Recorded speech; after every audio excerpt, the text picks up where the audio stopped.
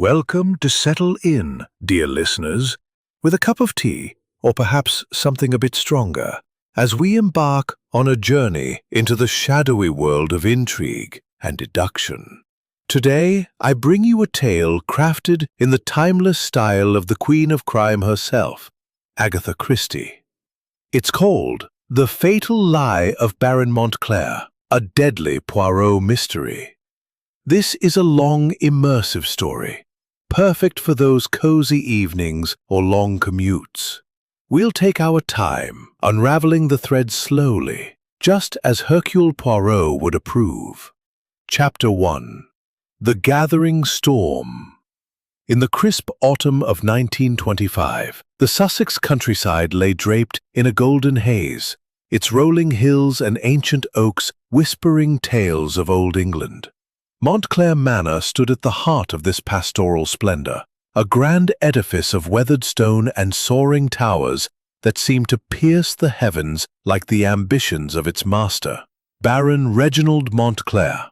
The manor was a monument to old wealth, its ivy-clad walls heavy with history, its manicured gardens a testament to meticulous care, and its vast halls echoing with the ghosts of Victorian excess. Yet beneath its polished veneer, the air thrummed with unspoken tensions, as if the very stones anticipated a storm. Hercule Poirot, the diminutive Belgian detective with his egg-shaped head, meticulously waxed mustache, and eyes like polished steel, had not come to Montclair Manor for pleasure. A cryptic telegram from the Baron himself had summoned him. "Monsieur Poirot, your little grey cells are required. A matter of utmost discretion. Come at once."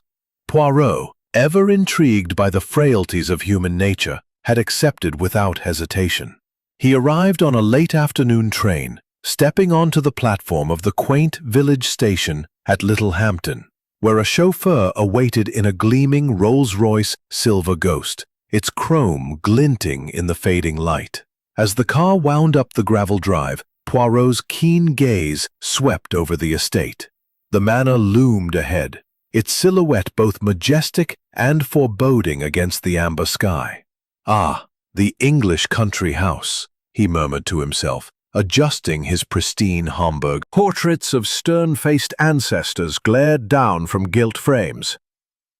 A grand staircase of polished oak swept upward, flanked by marble busts and a chandelier that sparkled like a constellation. "Magnificent, is it not?" the Baron said, gesturing expansively. "3 centuries of Montclair blood built this place. Though, between you and me, it's a devil to heat." Poirot smiled politely, his mind already cataloguing the scene. The faint scent of beeswax polish, the creak of a floorboard underfoot, the distant chime of a clock marking the hour. That evening the guests gathered in the drawing-room, a cavernous space warmed by a roaring fire that cast dancing shadows across oak-panelled walls. Crystal decanters gleamed on a sideboard, and the air carried the faint aroma of cigar smoke and lavender. Poirot, dressed impeccably in a tailored suit, stood near the hearth, sipping a glass of claret and observing the assembled company with the precision of a watchmaker. The Baron had invited a select group, each a player in what Poirot sensed was a drama yet to unfold. First, there was Lady Evelyn Montclair, the Baron's wife, a woman of 40 whose beauty was as striking as it was severe. Her raven hair was swept into an elegant chignon, and her emerald eyes gleamed with a sharpness that could cut glass. Clad in a silk gown the color of midnight, she moved with the grace of a panther. But Poirot noted the tension in her posture, the way her fingers clutched her fan a fraction too tightly. Their marriage, whispers suggested, was one of convenience, her fading family fortune exchanged for his title. "Monsieur Poirot," she said, her voice smooth as velvet, "Reginald speaks so highly of you. I trust you'll find our little gathering enlightening." Her smile did not reach her eyes. Next, Victor Montclair, the Baron's son and heir, a young man of 25 whose handsome features were marred by a perpetual scowl. He lounged by a tall window, cigarette in hand, his tailored suit slightly rumpled as if to signal defiance. Victor had recently been sent down from Oxford under a cloud of scandal. Gambling debts survived. Thorne's limp, a relic of the Somme, was noticeable. But Poirot observed the way he shifted his weight, less pronounced when he thought no one was watching. "Monsieur Poirot," Amelia said shyly, "I've read of your cases. You must find us dreadfully dull." Thorne's hand rested protectively on her arm, but his gaze flickered to Lady Evelyn with a familiarity that Poirot found intriguing. The final guest of note was Mr. Silas Blackwood, a London financier, whose bald head and wire-rimmed spectacles gave him the air of a vulture circling a feast. Blackwood was the Baron's business partner, with investments tied to gold mines in South Africa, ventures rumoured to be faltering. He carried a leather-bound ledger under his arm, and his small, sharp eyes darted about the room, missing nothing. "Pleasure to meet you, Poirot," he said, his voice clipped. "The Baron's told me you're a man who sees through lies. Useful skill, that." Poirot inclined his head, noting the faint tremor in Blackwood's hand as he adjusted his glasses. A sign of nerves, perhaps, or something more. In the background, the butler, Mr. Jenkins, moved with the quiet efficiency of a man who had served the Montclairs for decades. His face, lined like old leather, betrayed little, but Poirot caught the briefest hesitation as Jenkins poured the Baron's brandy, a tremor in his hands, a glance towards the door. Age or guilt? Poirot filed it away. Dinner was a lavish affair in the dining hall, where candlelight glinted off silver and crystal. The menu boasted roast pheasant, velouté sauce, and a fine Bordeaux that flowed as freely as the Baron's anecdotes. He dominated the conversation, regaling the table with tales of his youth in the colonies. "Empire's the thing, eh, Poirot? Built on bold lies and bolder truths," he boomed, raising his glass. Poirot smiled, but his eyes roamed. Lady Evelyn excused herself early, citing a headache, her absence noted by Thorne. Victor argued heatedly with his father over a refused allowance, their voices rising until Amelia intervened with a nervous laugh. Blackwood ate sparingly, his gaze fixed on the Baron as if calculating a debt. Jenkins, ever present, refilled glasses with Baron's unease, the family's tensions, the undercurrents of resentment. They were pieces of a puzzle, but the picture remained elusive. Outside, the wind howled like a restless spirit, and Poirot's thoughts were disturbed by a faint sound, a creak, a whisper, or perhaps nothing at all. Sleep came reluctantly, the Manor's secrets pressing against the edges of his mind. The locked door. The dawn broke over Montclair Manor with a chill that seeped into the bones of the old house. The golden hues of the previous evening's autumnal glow had given way to a gray, oppressive sky, as if the heavens themselves sensed the calamity about to unfold. At precisely 6:47 a.m., a scream shattered the stillness, a piercing, anguished cry that echoed through the Manor's stone corridors. It was Amelia Montclair, her face pale as moonlight, who stood trembling outside her father's study, her hands clutching the doorframe. "Father! Oh God, Father!" she sobbed, her voice breaking like fragile glass. The household converged in a flurry of disheveled nightgowns and hastily donned robes. Victor Montclair was first, his dark hair tousled, his eyes wide with a mix of dread and irritation. "What's all this noise?" he demanded, but his words faltered as he saw his sister's distress. Lady Evelyn followed, her silk dressing gown trailing like a shadow, her composure a fragile mask over eyes red with unshed tears.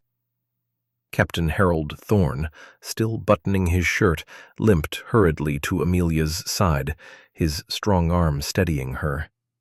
Mr. Silas Blackwood, the financier, appeared moments later, his spectacles askew, clutching his ever-present ledger as if it were a shield.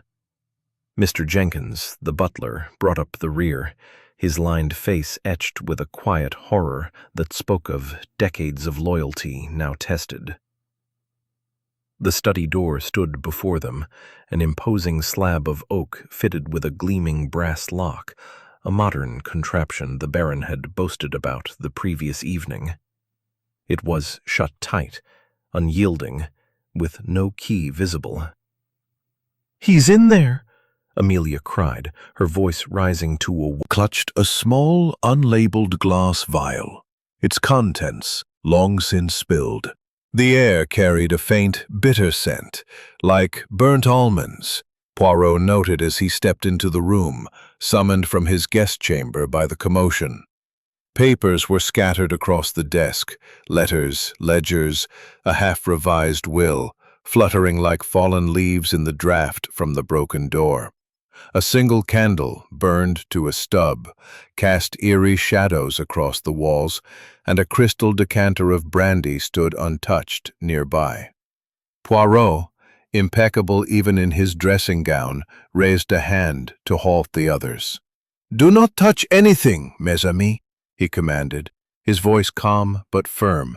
"We must preserve the scene for the truth to reveal itself." His gray eyes swept the room with the precision of a surgeon's scalpel. The windows were bolted shut, their latches rusted from disuse, offering no entry or exit. The walls, lined with bookshelves and ancestral portraits, were solid stone, with no hint of a hidden passage. There was no chimney, only a small grate for a fire that had long since died. The key to the lock lay on the floor near the desk, as if dropped in haste. "Mon Dieu," Poirot murmured, kneeling to examine the Baron. "The method, it is clear. Cyanide from the scent and the froth at the lips, a swift and merciless poison." He straightened, twirling his mustache, his mind already racing. But how was it administered, and by whom? Suicide? No. The Baron was not a man to end his own story so abruptly. Inspector Japp of Scotland Yard arrived by midday, his familiar bulldog face set in a frown as he surveyed the scene. A bluff Englishman who respected Poirot's genius despite his foreign eccentricities, Japp shook his head. "Looks like suicide, Poirot. Door locked from the inside, key right there, no signs of a struggle. Bloke poisoned himself, plain as day." Poirot's lips curved into a faint smile. "Ah, mon cher inspecteur, appearances are the greatest liars. Observe, the key on the floor, not in the lock, and the curtain slightly askew, as if disturbed. No, this is no suicide. This is murder with my debts." His alibi was weaker.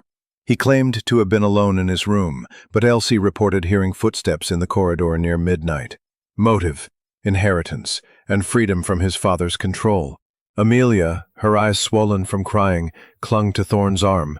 "Father didn't approve of Harold," she whispered. "He said he wasn't good enough for a Montclair."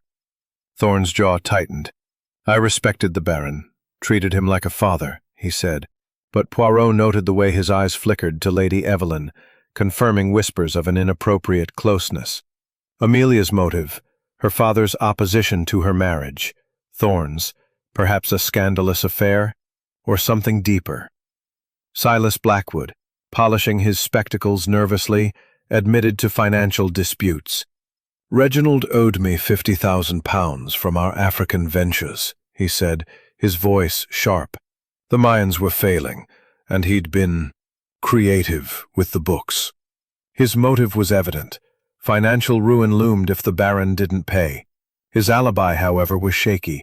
He'd been in the billiard room, alone, late into the night. Jenkins, the butler, was last. His loyalty to the family was unquestionable, but Poirot noted the tremor in his hands as he spoke. "I served the master his brandy at 10, sir, then retired. I heard nothing until Miss Amelia's scream. His access to the house's keys made him a figure of interest, though his motive remained unclear. The impossible crime gnawed at Poirot's mind. A locked room, a dead man, and a vial of poison that could not have been placed by an outsider. He paced the study again, alone now, as Japp interviewed the staff. The scattered papers hinted at secrets, a ledger showing debts, a will leaving the estate to Victor but with amendments in progress, a letter accusing the Baron of a fraud from his colonial days. The decanter caught Poirot's eye, untouched, yet its stopper was loose. A clue or a distraction? Outside, the wind howled, rattling the windows. Poirot paused, his gaze lingering on the key. "The fatal lie," he murmured, "is not just the Baron's. It is in the method, the moment, the mask." The puzzle was incomplete, but the little grey cells were at work, piecing together the fragments. "Committed. A murder most cunning. But fear not, for Poirot shall uncover the truth, piece by meticulous piece." Inspector Japp, mopping his brow with a handkerchief, muttered, "Cunning, you say? Looks like a locked room to me, Poirot. No way in or out but that door, and the key was inside." Poirot's eyes twinkled. "Ah, mon cher inspecteur, the impossible is merely the possible in disguise. We must dig deeper, into the shadows of the past, to find the motive and the method." Poirot began his investigation in the servants' quarters, a warren of narrow corridors beneath the manor's grandeur. The maid, Elsie, a nervous girl with freckles like scattered stars, was polishing silver when Poirot approached. "Monsieur," she stammered, "I don't know nothing, I swear." But under Poirot's gentle probing, she revealed a crucial detail. "Last night, before dinner, I heard the master arguing with Mr. Blackwood in the study. Something about Africa. Lies in the ledgers, they said. The master was furious, shouting about betrayal." Poirot nodded, his pencil scratching in his notebook. "And where were you, mademoiselle, after midnight?" Elsie blushed. "In my room, sir. But I heard footsteps, heavy ones, near the west wing. A clue, or the nervous imagination of a young maid." Next, Poirot sought Captain Harold Thorne in the manor's sprawling gardens, where the war hero was pacing the gravel paths, his limp more pronounced under scrutiny. "Captain," Poirot began, his tone deceptively mild, "your injury, it is from the Somme, oui? Yet I observe you move with ease when you believe no one watches." Thorne's face darkened, his hand tightening on his cane. "Shell shock plays tricks, Monsieur Poirot. The limp comes and goes." Poirot's eyes narrowed. "And your feelings for Lady Evelyn, do they also come and go?" Thorne flushed, his jaw working. "She's a friend, nothing more. The Baron was like a father to me." But the hesitation in his voice spoke volumes, and Poirot noted it. A red herring, or a thread to pull? In the library, Poirot found Lady Evelyn alone, her fingers tracing the spine of a leather-bound volume. Her emerald eyes met his, cool and "Father was a tyrant," he admitted, lighting a cigarette. "Cut my allowance, threatened to disinherit me over my debts." Poirot's gaze lingered on a pile of betting slips in Victor's pocket, some marked with Silas Blackwood's initials. "Monsieur Victor, to whom did you owe these debts?" Victor's eyes darted away. "Blackwood, mostly. He's been hounding me for months." A motive doubled. Victor needed money, and Blackwood needed repayment. But Victor's alibi remained shaky. The footsteps Elsie heard could have been his. Amelia, tearful and clutching a lace handkerchief, was interviewed in the drawing room. "Father was so cruel about Harold," she said, her voice trembling. "He said he'd never let us marry." Poirot leaned forward, his tone gentle. "And did you, mademoiselle, know of your father's secrets? Letters, perhaps, from London?" Amelia's eyes widened. I found letters in his desk once, from a woman, not mother. He was sending her money, draining the estate." Poirot's mind raced. A mistress, or another red herring planted to muddy the waters? Poirot returned to the study, now under Japp's guard, to examine it anew. The room was a fortress, windows bolted, walls unyielding, no trace of forced entry. But his sharp eyes caught details overlooked. The desk drawer, slightly ajar, revealed a hidden safe, its lock recently forced. Inside were jewels, a bundle of cash, and a yellowed letter accusing the Baron of swindling a partner's fortune during the Boer War. The partner's name? Blackwood, Silas's father. A motive rooted in vengeance, perhaps, or a clue to misdirect. The decanter of brandy, still untouched, nagged at Poirot. He lifted its stopper, sniffing carefully. No trace of cyanide. Yet a faint smudge on the glass caught his eye. A fingerprint, perhaps, or a trace of wax. The candle stub, too, was curious. Its wax had pooled unevenly, as if tilted. Poirot knelt, examining the carpet, and found a single thread, emerald green, matching Lady Evelyn's gown from the previous night. "Interesting," he murmured, pocketing it. The phrase, old sins, a thread connecting the Baron's past to the present? Back in the manor, Poirot overheard a whispered argument between Amelia and Thorne in the conservatory. "He knew, Harold," Amelia said, her voice low. "He was going to tell everyone." Thorne's reply was sharp. "Keep quiet, darling. It's over now." Poirot slipped away, his mind turning. A secret shared or a plot uncovered? As evening fell, Poirot sat in his guest room, sketching a timeline in his notebook. The Baron's argument with Blackwood, Victor's debts, Lady Evelyn's diary, Amelia's letters, Thorne's glances, Jenkins's tremor, all pieces of a mosaic. But the central question remained: how had the poison entered a locked room? Poirot twirled his mustache, his gray cells humming. "The lie," he murmured, "is not only in the words spoken, but in the silence kept." The manor settled into an uneasy quiet, broken only by the distant howl of the wind. Poirot rose, his eyes gleaming with purpose.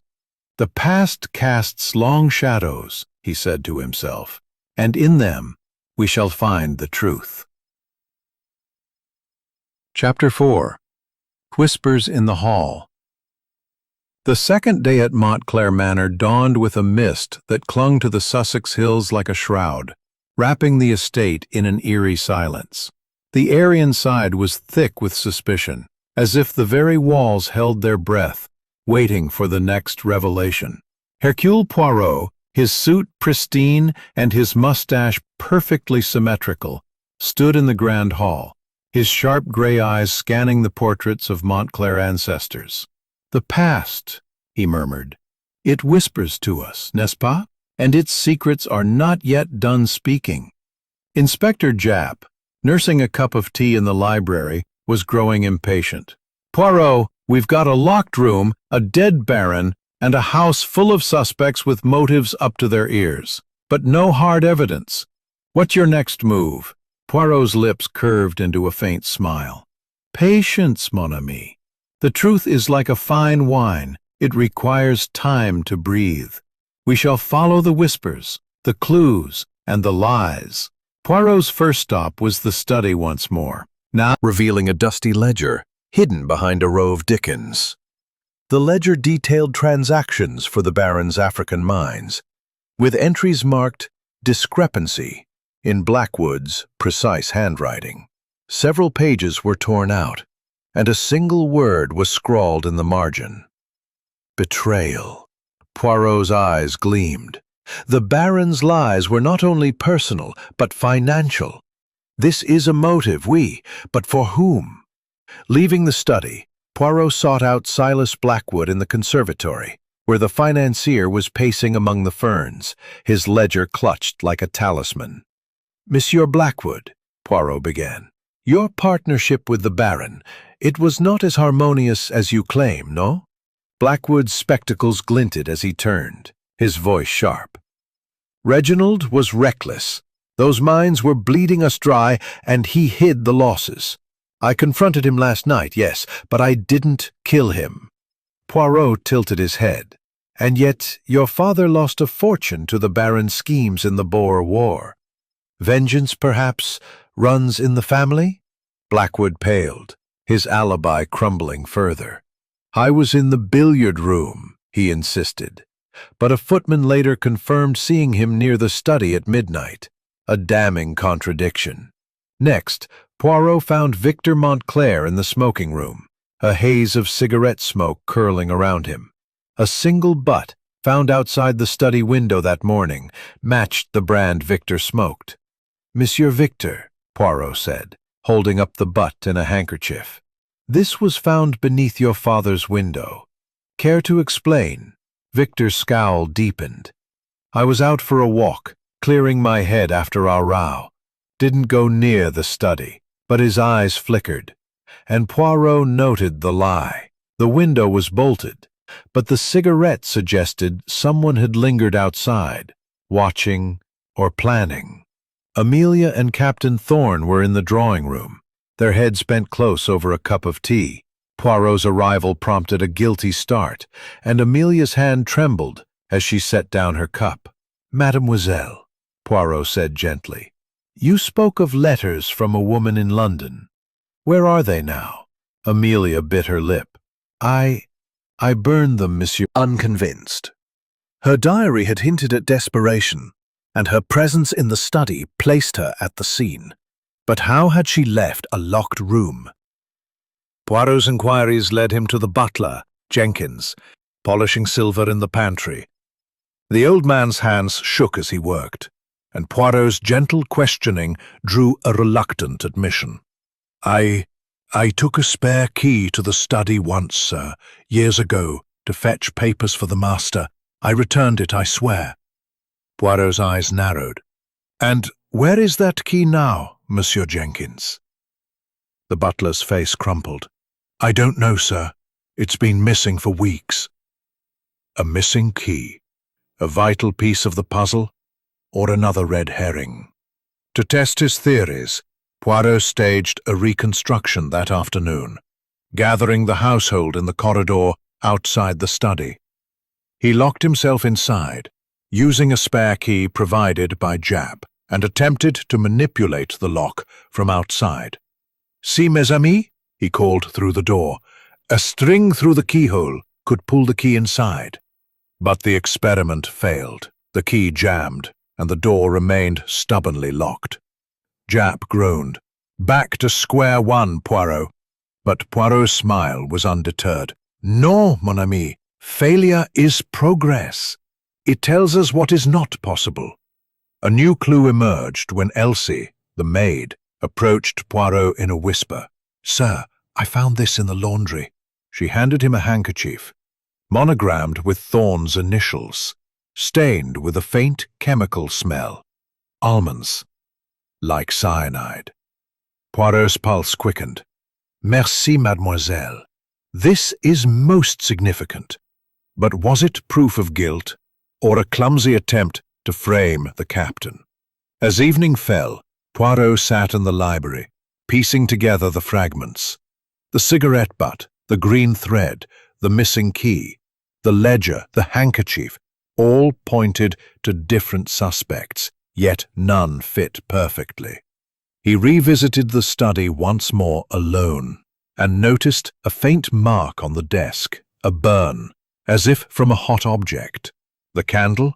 No, it was too small. A cigarette, perhaps, dropped carelessly, or something else entirely. The whispers in the hall blurring the line between the world and the manor's secrets.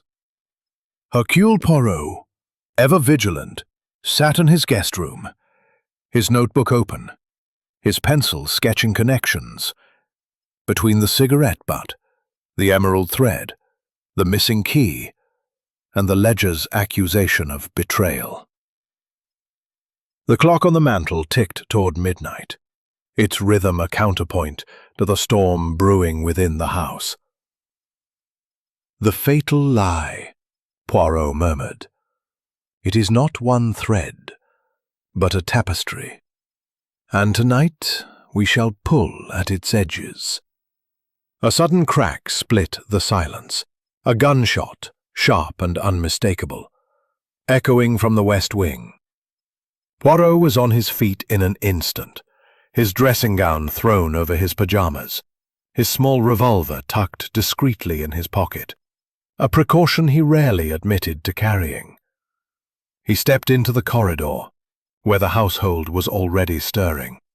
Amelia's scream followed, high and panicked, from the direction of the library.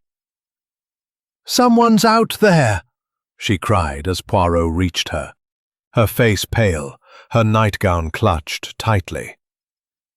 Captain Thorne was at her side, his cane discarded, his eyes scanning the shadows. "I heard it too," he said, his voice steady but tense. "It came from the garden." Victor Montclair appeared, disheveled, a whiskey glass in hand. "What the devil's going on?" he demanded, his eyes bloodshot. Lady Evelyn, her composure fraying, emerged from her room, a shawl wrapped tightly around her shoulders. "Is someone hurt?" she asked, her voice trembling. Silas Blackwood, still in his suit, joined them, his spectacles glinting in the dim light. "A gunshot? At this hour?" Only Jenkins, the butler, was absent, his quarters at the far end of the manor. Poirot led the group to the library's French doors, which opened onto the terrace. The fog was impenetrable, swallowing the gardens beyond. Inspector Japp, roused from his temporary quarters, arrived with a flashlight. "Stay back," he ordered. But Poirot was already examining the terrace. No body, no blood, no sign of... Resumed with renewed urgency. Poirot revisited the study, now lit by a single lamp, its shadows dancing like spectres. The burn mark on the desk, noticed earlier, nagged at him. He examined it closely, finding a faint residue, ash perhaps, or something chemical. "Not a cigarette," he murmured, "but something burned deliberately." He turned to the decanter again, its stopper still loose. A test with a handkerchief revealed no poison, but a faint smear of wax on the rim caught his eye. The candle, the decanter, the burn. "There is a connection," he said, his mind racing. Seeking answers, Poirot confronted Lady Evelyn in her private sitting room, where she sat writing a letter. "Madame," he said, producing the green thread, "you were in the study before the Baron locked himself in. And now, a gunshot in the night. What do you know?" Her eyes flashed, but her voice was steady. "I told you. I left before he locked the door. As for the shot, I was asleep until Amelia screamed." Poirot leaned forward. "And your diary speaks of lies ruining you all. Was the Baron's death your salvation?" She paled, her hand trembling. "I loved him once, Monsieur Poirot. But he betrayed me. With her." She refused to say more, but the word "her" hung in the air. A mistress, or another deception. Next, Poirot found Victor in the billiard room, his hands unsteady as he poured another whiskey. "Monsieur Victor," Poirot said, "your cigarette butt outside the study suggests you were there after your walk, and now, a gunshot. Are you hiding something?" Victor's scowl deepened. "I told you, I was nowhere near the study, and that shot, probably some drunk villager." But Poirot noticed a fresh cut on Victor's hand, poorly bandaged. "A recent injury, oui?" "From what?" Victor muttered. "Caught it on a fence last night." A weak excuse, and Poirot marked it as such. Amelia and Thorne were in the conservatory, whispering urgently. Poirot approached silently, catching fragments. "He knew about us," Amelia said. "If he'd told..." Thorne hushed her. "It's done, love. No one knows." Poirot cleared his throat, and they froze. Blackwood's fingers, fresh, as if he'd been writing recently. A forged document, perhaps? The final interview was with Jenkins, who collapsed in the pantry, his tremor worsening. "Sir," he gasped, I stole a trinket from the study years ago, a locket, nothing valuable. I confessed to the master and he forgave me." Poirot's eyes softened. "And the missing key, Monsieur Jenkins?" The butler shook his head. "Gone, sir. I swear I don't know where." A red herring, Poirot decided, but the locket intrigued him, another thread to pull. As midnight passed, Poirot staged a second reconstruction, this time in the garden. He asked Thorne to recreate his movements after the gunshot. Thorne hesitated, then walked the terrace, his limp inconsistent. Poirot's flashlight caught a glint in the grass, a spent cartridge from a revolver. "Mon Dieu," he said, pocketing it. "A clue or a plant?" Jap, skeptical, muttered, "Could be unrelated, Poirot." But Poirot's mind was elsewhere, connecting the shot to the burn, the wax, the whispers. In his room, Poirot sketched a new theory. The gunshot was a diversion, meant to draw attention from the study. But why? To cover another act, perhaps tampering with evidence? The handkerchief with Thorne's initials, the green thread, the missing key, all pointed to a conspiracy. But the poison's delivery remained the puzzle's heart. The midnight visitor, Poirot said, was not in the garden, but in the study, before the lock was set. The manor slept uneasily, its halls filled with whispers of fear and guilt. Poirot closed his notebook, his gray cells alight. "The lie is unraveling," he said to himself, "and the truth will not stay silent much longer." Chapter 6. The Revelation. The fourth day at Montclair Manor dawned with a brittle clarity, the fog lifting to reveal a sky as sharp as a blade. The household moved like ghosts, their faces etched with exhaustion and dread, each step shadowed by the weight of the Baron's murder. Hercule Poirot, immaculate in his Crime. Its air heavy with the scent of old books and tragedy. He knelt by the desk, examining the burn mark again. The residue wasn't ash, he realized, but a chemical trace, faintly acrid, like the cyanide that killed the Baron. "Mon Dieu," he whispered. "The burn is not from a cigarette, but from the poison itself." He turned to the candle stub, its uneven wax pool nagging at him. A closer look revealed a faint discoloration in the wax, a trace of something foreign. "The candle," he said. "It is not merely a light, it is a weapon." To test his theory, Poirot sent for the manor's chemist kit, kept for household remedies. With Jap's reluctant assistance, he melted a fragment of the candle and tested it with litmus paper. A faint reaction confirmed his suspicion. Cyanide had been mixed into the wax, released as the candle burned. "The Baron inhaled his death," Poirot said, his voice low. "A slow poison, vaporized by the flame, in a room sealed tight. Ingenious." Jap's jaw dropped. But who could have tampered with the candle, and how'd they know he'd light it? Poirot's next step was to confront the suspects, but first he sought out Elsie, the maid, in the servants' quarters. "Mademoiselle," he said gently, "you handle the study's candles, oui?" Elsie nodded, her freckles stark against her pale face. "I replaced them weekly, sir, but I didn't touch that one. It was new, from the master's own stock." Poirot's eyes narrowed. "And who had access to this stock?" Elsie hesitated. "Only Mr. Jenkins, sir, and the master himself." A new thread pointing to the butler, or someone who could access his keys. In the drawing room, Poirot found Amelia, her eyes red from crying, clutching a letter she'd tried to hide. "Mademoiselle," he said, "you spoke of burning letters from a woman in London, yet this one remains. May I?" Reluctantly, she handed it over. The letter, written in a flowing script, accused the Baron of abandoning a child, Amelia's half-sibling, perhaps, and demanded payment. "I found it in his desk after he died," she whispered. "I thought..." Furiously, "Madame," Poirot said, "your thread in the study, your diary's despair. Did the Baron's lies drive you to murder?" She laughed, a brittle sound. "I hated him, yes, but I didn't kill him. That candle, I saw him light it myself after I left." Poirot nodded, noting her precision. "And the gunshot last night? Where were you?"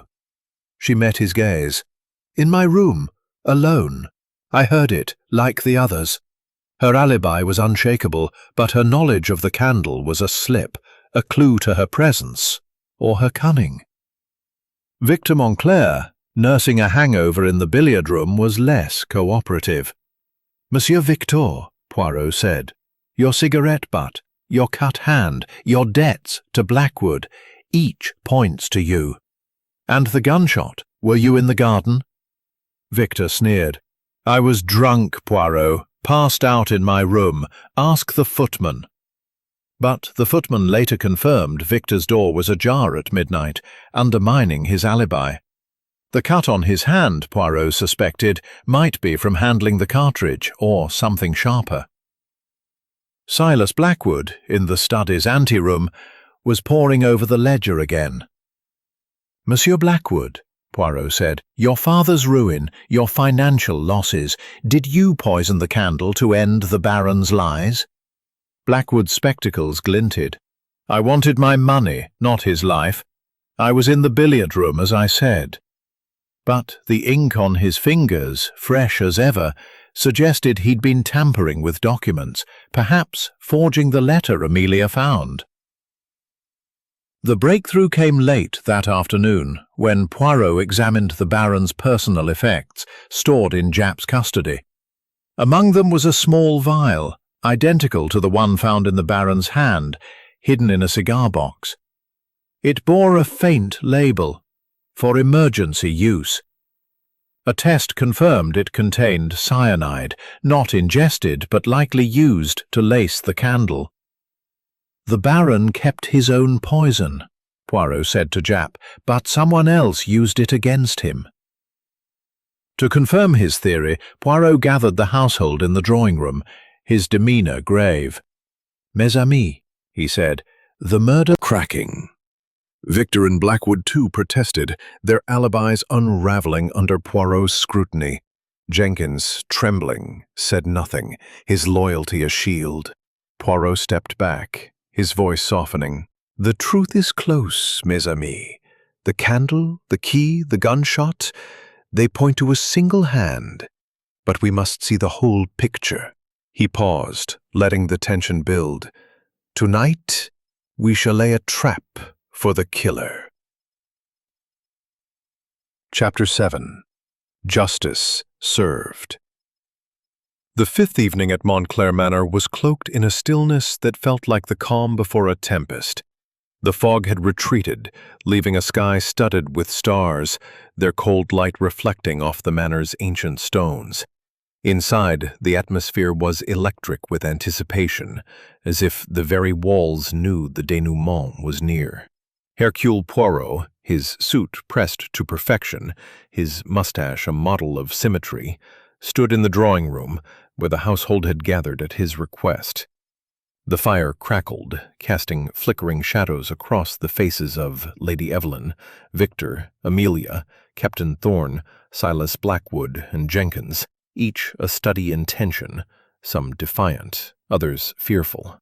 "Mes amis," Poirot began, his voice soft yet commanding. "We have unraveled a tapestry of lies, and now we stand at the heart of the truth.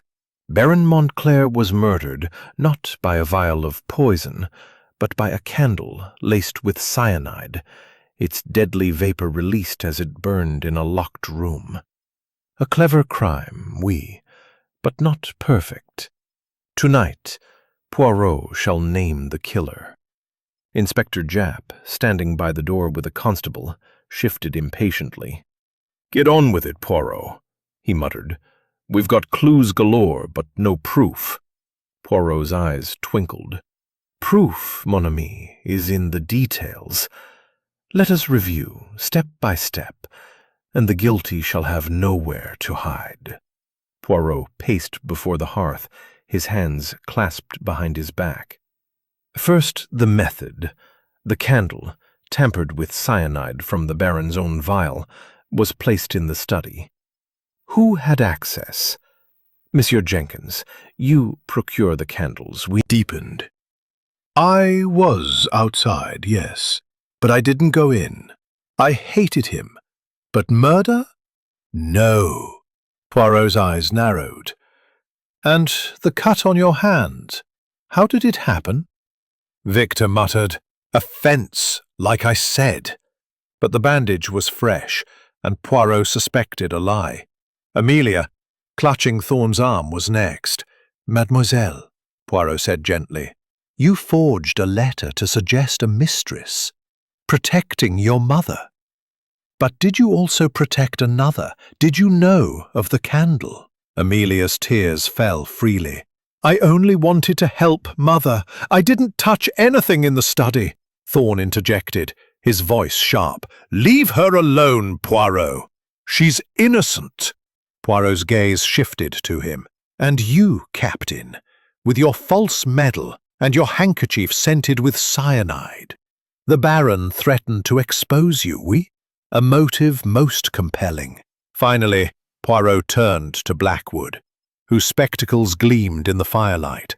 "Monsieur Blackwood, your ledger accused the Baron of betrayal, as did your father's ruin. Your inky fingers suggest tampering, perhaps with the letter Amelia found. Did you seek vengeance?" Blackwood's voice was cold. "I wanted my money, not his life. I was in the billiard room, as I said." But Poirot noted the sweat on his brow, a crack in his composure. Poirot stepped back, his voice rising. "The clues, the thread, the cigarette, the key, the handkerchief, the gunshot, all point to a single truth. The killer needed access, motive, and opportunity.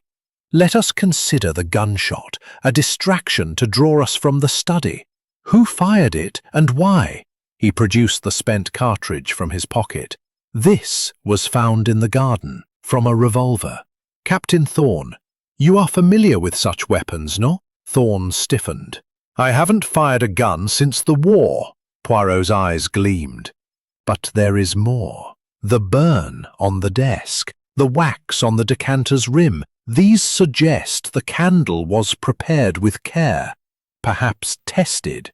And the missing key, it was not lost, but used." He paused. "Lady Evelyn." "Madame, you provided the key, taken from Jenkins's ring weeks ago. You knew of the passage, having used it in your indiscretions with the captain. Your thread was left when you visited the study, ensuring the candle was in place. The Baron's threat to expose Thorne's false medal and your affair drove you both to act. The gunshot was your distraction, fired by Thorne to confuse the timeline." Thorne stood, his limp forgotten. "You've no proof, Poirot." But Lady Evelyn's voice broke. "It's true," she whispered, tears streaming. "Reginald was going to ruin us. He found out about Harold, about the medal. We had no choice." Amelia sobbed, turning away from Thorne, who slumped, defeated. Poirot continued, his tone solemn. "The letter, forged by Mademoiselle Amelia, was a red herring, meant to protect her mother, but unwittingly aiding the killers. Monsieur Victor, your debts and anger were real, but you did not kill. Monsieur Blackwood, your vengeance was financial, not murderous. And Monsieur Jenkins, your loyalty blinded you to the theft of your key." Japp stepped forward, handcuffs ready. "Well done, Poirot. Form, Lady Evelyn, you're under arrest." The constable led them away, Form silent, Evelyn weeping softly. The room fell quiet, the fire's crackle the only sound. Poirot turned to the others. The fatal lie was the Baron's, yes. His secrets, his betrayals. But it was the lies of love and honor that sealed his fate. Justice, mes amis, is served, but the heart pays a heavy price. As the household dispersed, Amelia clinging to Victor, Blackwood retreating with his ledger, Jenkins bowing his head, Poirot stood alone. "The truth," he said to Japp. "It is a bitter medicine, but necessary." Japp nodded. "You've done it again, Poirot. I'll never understand those grey cells of yours." Chapter 8. Echoes of Betrayal. Jenkins, ever dutiful, polished silver with a tremor that betrayed his turmoil. Poirot, his suit impeccable and his moustache pristine, observed them all, his grey cells alert to the unresolved threads of the mystery. Inspector Japp joined Poirot in the library, where the fire had dwindled to embers. "You've done it again, Poirot," Japp said, shaking his head. "Thorne and Lady Evelyn, bang to rights, but I've got a feeling you're not done poking around." Poirot's lips curved into a faint smile. "Mon cher inspecteur, a puzzle is not complete until every piece fits. There are echoes here, small lies, small truths that must be heard." Poirot's first task was to revisit the study, now eerily silent without its master. The broken door had been propped shut, but the room still held the scent of tragedy, old books, wax, and the faint bitterness of cyanide. Poirot examined the desk again, his magnifying glass hovering over the burn mark. The chemical residue, he'd confirmed, was cyanide. But a new detail caught his eye, a faint scratch beside the burn, as if a sharp object had grazed the wood. "Curieux," he murmured. "Not a test of poison, but something else, something concealed." He turned to the bookshelf, where the hidden ledger had been found.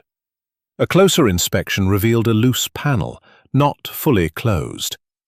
Behind it, tucked into a crevice, was a small, locked box, its surface engraved with the Montclair crest. Poirot's nimble fingers, aided by a hairpin, sprang the lock. Inside was a single document, a codicil to the Baron's will, dated a week before his death. It named Amelia as the primary heir, cutting Victor almost entirely. "Mon Dieu," Poirot said, "a motive hidden in plain sight. But why was it concealed?" Seeking answers, Poirot found Amelia in the conservatory, staring at the roses her mother had loved. "Mademoiselle," he said gently, producing the codicil, "this changes the estate to your favor. Did you know?" Amelia's eyes widened, her hands trembling. "No, Monsieur Poirot." "Mr. Blackwood," Poirot said, "the Baron's debts to you were vast, yet you stayed. Why?" Blackwood's spectacles glinted. "I wanted what was mine. The mines were a disaster, but I had proof of his fraud, enough to ruin him." Poirot produced the ledger's torn page, found in the study. "This page, accusing betrayal, was it your leverage?" Blackwood nodded, reluctant. "Yes, but I didn't kill him. I was going to sue, not murder." Poirot noted the ink on his fingers, still fresh, suggesting more than legal threats. Jenkins, polishing candlesticks in the pantry, was next. "Monsieur Jenkins," Poirot said, "the missing key, you said it vanished weeks ago. But did you see who took it?" The butler's hands shook, his voice low. I suspected Miss Evelyn. She was in my quarters once, looking for something. I didn't think much of it then." Poirot's eyes narrowed.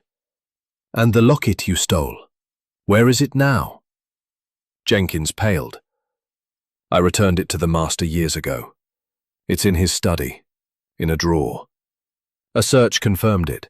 A locket with a faded photograph of a young woman, not Lady Evelyn. Another echo of the Baron's secrets. Poirot's inquiries led him to the garden, where the spent cartridge from the gunshot had been found. He examined the terrace again, finding a faint footprint in the soil. A woman's shoe, small and narrow. "Lady Evelyn," he murmured, "or another." He recalled Amelia's scream, her claim of a figure in the fog. Had she seen her mother, or was she protecting someone else? To test his theory, Poirot gathered the household in the drawing room that evening, the fire casting long shadows. "Mes amis," he said, "the murder of Baron Montclair was solved, but its echoes linger. The codicil, hidden in the study, changes the inheritance. Who hid it? And why?" He held up the document, watching their reactions. Amelia gasped. Victor clenched his fists. Blackwood adjusted his spectacles, and Jenkins looked away. Poirot continued, his voice deliberate. "The gunshot was of loyalty." Poirot stepped back, his voice rising. "The echoes of betrayal point to one truth. Lady Evelyn and Captain Thorne acted together, but others knew more than they admitted. Mademoiselle Amelia, your forged letter protected your mother, but also hid the codicil's truth. Monsieur Victor, your search for the codicil led you to the safe, but not to murder. Monsieur Blackwood, your silence on the fraud protected your interests. And Monsieur Jenkins, your loyalty concealed a past that fueled this tragedy." He paused, letting the words settle. The Baron's lies, his debts, his mistress, his fraud, set this in motion. But the final betrayal was love. Lady Evelyn and Thorne paid the price, but you all carry the echoes. Japp, impressed, clapped Poirot on the shoulder. "You've tied it up, Poirot. Case closed." The household dispersed, Amelia and Victor clinging to each other, Blackwood retreating to his accounts, Jenkins resuming his duties with a heavy heart. Poirot stood alone, gazing at the fire. "The truth," he said softly. "It heals, but it scars." Chapter 9. The Final Clue. The 7th day at Montclair Manor unfolded under a sky heavy with impending rain, the kind of gray that mirrored the unresolved shadows in Hercule Poirot's mind. The estate, once a bastion of old-world elegance, now felt like a stage after the final curtain. Props askew, actors departed, but the script incomplete. Captain Thorne and Lady Evelyn languished in the village jail, their confessions a hollow echo in the halls. Yet Poirot, pacing the grand entrance with his hands clasped behind his back, sensed a final thread dangling, untugged. "The truth," he murmured to the stern portraits of Montclair forebears. "It is meticulous. One loose end, and the whole tapestry unravels." Inspector Japp, preparing to depart for London with his prisoners, paused in the hall, his bulldog face creased with reluctant admiration. "You've wrapped it up neatly, Poirot. Candle, passage, key, all tied to Thorne. Ah, forever. E. 1895. E. Poirot pondered, twirling his moustache. Not Evelyn, whose Christian name is Edith. Another E? From the Baron's youth? He summoned Jenkins to the study, the butler entering with the deference of a man unburdened yet weary. "Monsieur Jenkins," Poirot said, holding up the locket, "you returned this to the master years ago. Who is the woman within?" Jenkins' lined face crumpled, his tremor returning as he sank into a chair. "Her name was Eliza, sir. Eliza Hawthorne, from the Baron's days in the colonies. He was a young lieutenant then, posted to Cape Town during the Boer stirrings. They fell in love, fierce and forbidden. She was the daughter of a Dutch trader, and he promised her the world. Poirot leaned forward, his voice gentle. And yet he married Lady Evelyn's predecessor, the first Baroness. What became of Eliza? Jenkins's eyes misted. He left her, sir, with child. Sent money in secret, but the letters stopped when the war turned ugly. She wrote to him once, begging for help, but he burned the missive. I found the locket in his effects years later, during a spring clean. He was distraught, sir, claimed it was his greatest regret, the lie that haunted him. Poirot nodded, the pieces shifting. This lie, it fueled his paranoia, his secrets. But how does it connect to the murder? Leaving Jenkins to his memories, Poirot sought Silas Blackwood in the conservatory, where the financier sat amid wilting ferns, his ledger a barrier against the world.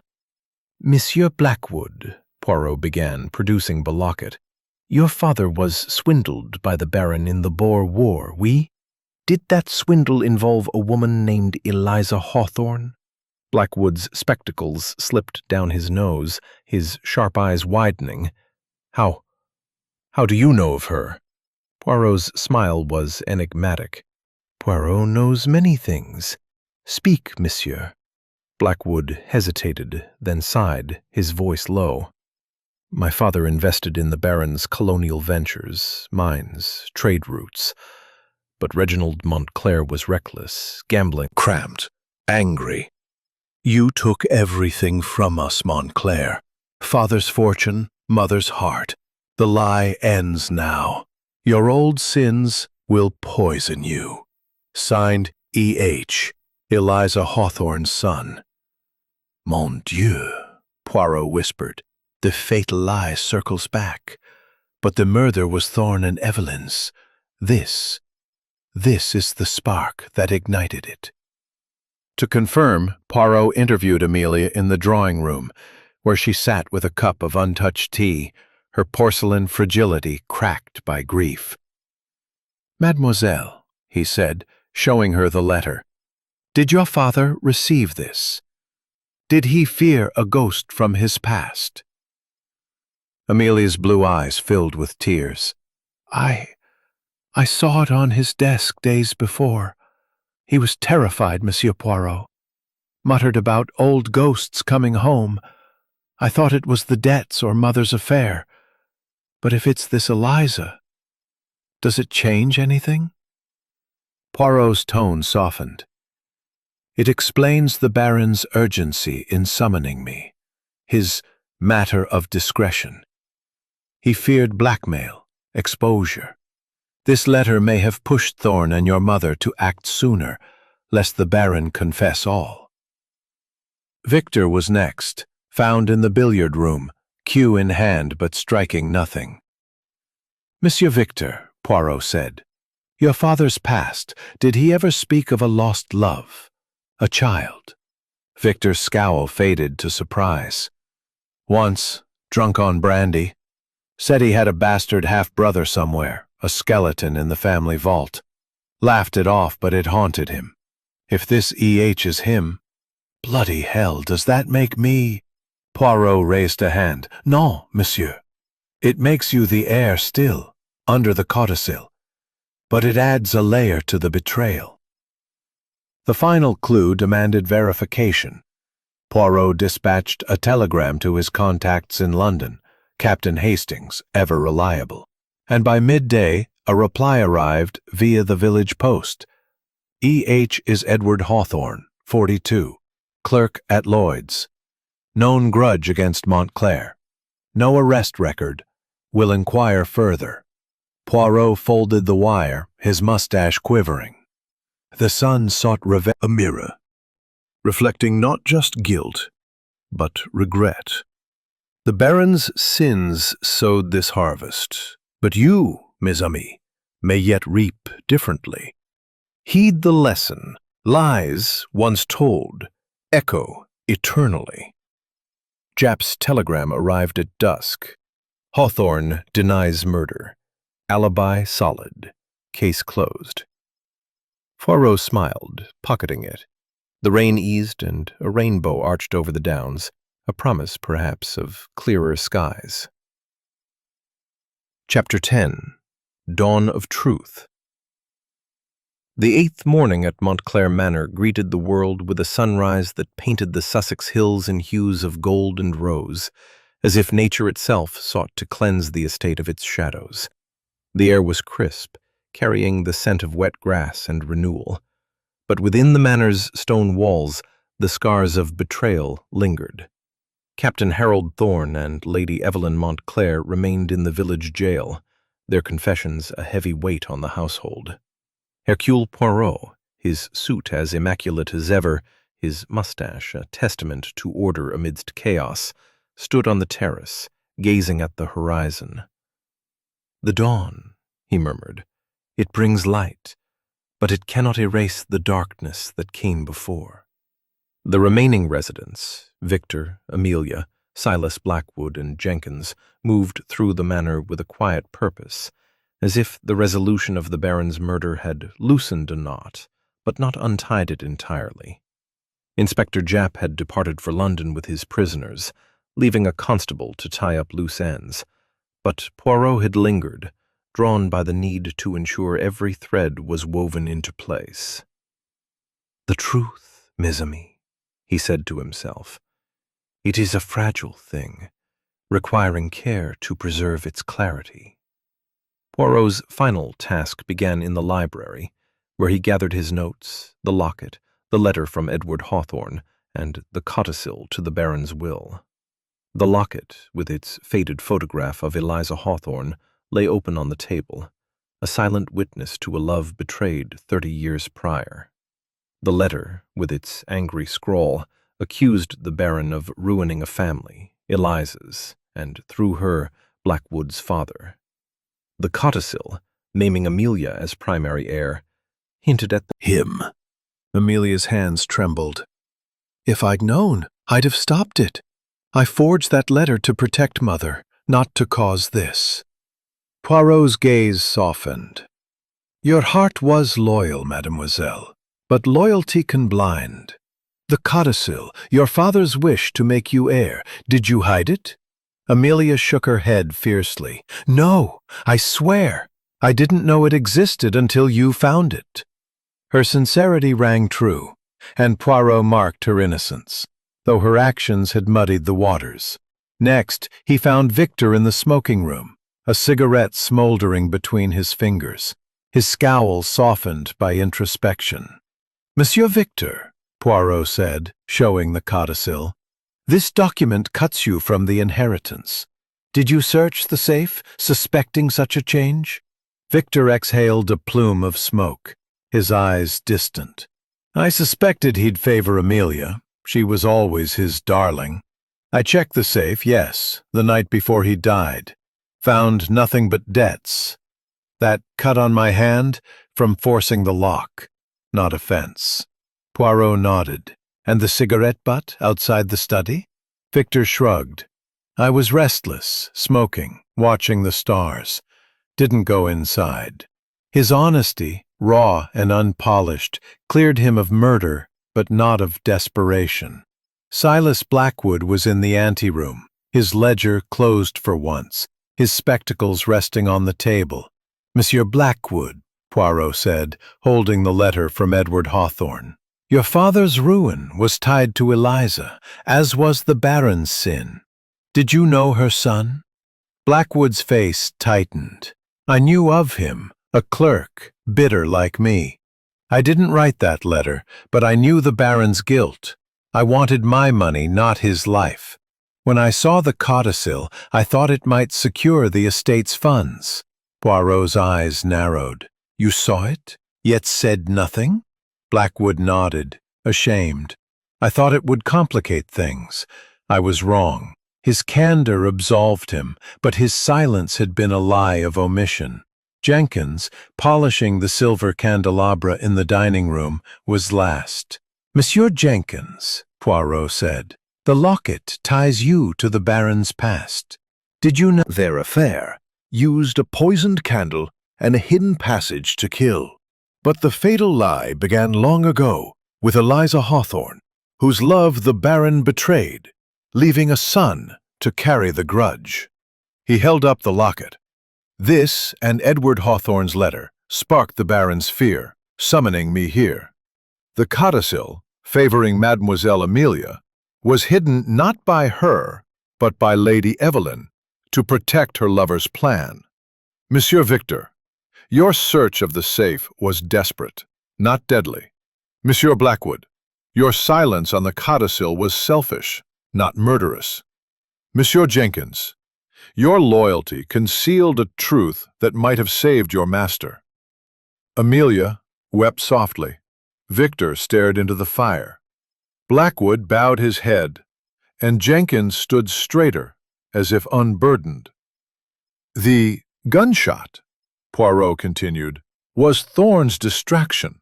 The footprint, Lady Evelyn's. The candle, laced with cyanide from the Baron's own vial, was their weapon, placed via the passage known to them both.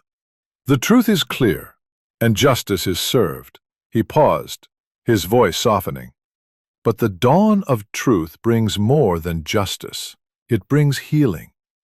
Mademoiselle Amelia, you inherit not just wealth but responsibility. Monsieur Victor, your debts are a chain you can break. Monsieur Blackwood, your father's ruin is avenged through law, not blood. And Monsieur Jenkins, your loyalty is your honor, not your shame. The Baron's lie, his betrayal of Eliza, set this in motion. But you may choose a different path.